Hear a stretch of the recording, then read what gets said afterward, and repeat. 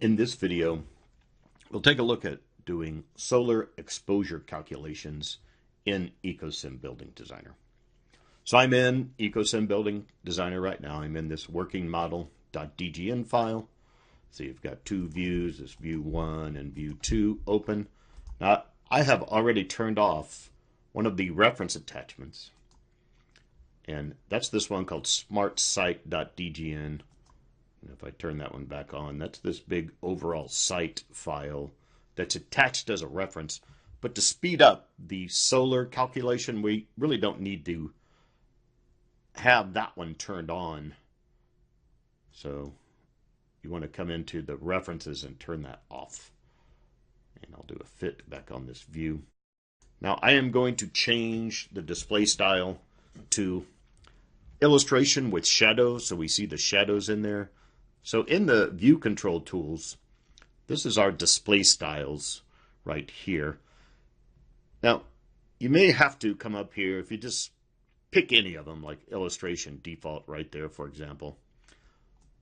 Then reopen that drop-down list, and you'll see there's this one called illustration with shadows. So that will actually show the shadows in the view. So I'll apply that same one over here in view 2. So you may have to pick that list a couple of times for that to show up in there. I've noticed my Connect edition is doing that. Now there's an interesting functionality in Building Designer that really comes from MicroStation, our platform product. I'll come up to the workflow here in the ribbon interface and go to visualization. So that will give me some different tabs here. And what we're going to do is do this solar path tool. So if I select this tool in the lighting group here, go to solar path, you can see how the view gets overlaid with this compass on there. And then you see this solar path, and you can actually come in here and just move where the sun is in the sky and what date that is, and just gives you kind of a quick idea of what the shadows are.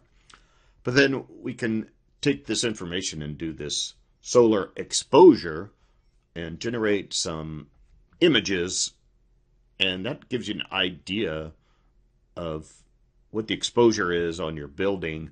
You can take those results, and then in the next video you'll see where we'll rotate the building around. Maybe that'll improve the solar exposure, but then you can do another export to run another energy analysis simulation in EcoSim Energy Simulator. You see the solar path tool here. Now, this file already set up the longitude and latitude location of this project, which is a site in North Carolina in the United States. And just to show you where that's actually set in that same lighting group here, if you go to this manage, this is the light manager, and over here on the left hand side you can see there is a solar light setting, and if I choose solar position tab right here, this is where that's set. Now again, it's already set for the site in North Carolina, but that's where it gets set in the light manager. So to perform the solar exposure calculation, I'll come over to this utilities group in the visualization home tab here. And if you notice in this drop down list here, there is the solar exposure calculator. In the solar exposure calculator, I'm going to set these settings. I'll use view 1 as my view. The increment in minutes, I'll set that to 60 minutes. The grid size in meters, 1 is good there. Notice these flyouts that give you a little information about what those settings are doing. The accuracy, I'll set to medium. Minimum size in meters, I'll leave it at 0. I'll set the accuracy to medium. The insolation source, we'll actually use a weather file. So you'll notice this list: none, constant intensity, and weather file. So with Ecosystem Building Designer, with the data set that gets installed with the software, we have this weather data files out here. So to populate that, I'll hit this open weather file icon here. And I'm already in the folder. Now I'll just leave my cursor up here for a minute. You can see where that location is. So it's in data sets, energy data, weather data, and then these weather files. And you see this list that we have here. And I'll choose USA, North Carolina, Raleigh-Durham International Airport. So that will be my weather data file. The output will be to a design file. The duration will be for 1 day. And then what you probably want to do is do one for the winter solstice, the spring equinox, the summer solstice, and the fall equinox. So I'll come to the start date down here, and I'll set mine to be March 20th, so the spring equinox. You can see the date right there, and then we'll say OK. Building Designer will calculate the solar exposure. Then since I said save it to a file, it's prompting me to save it to a file. Now, you may want to come in here and name it on the date there. A couple of different ways you can handle this. But notice it's automatically putting the underbar solar there. So for now, I'm just going to leave it like that. It's going in the same folder that my work set is in. So I'll say save right here. And then it will open that file, and you'll see the results. So there's the solar exposure in my views for that particular day. Now we can save an image of these solar calculations that we see in our views.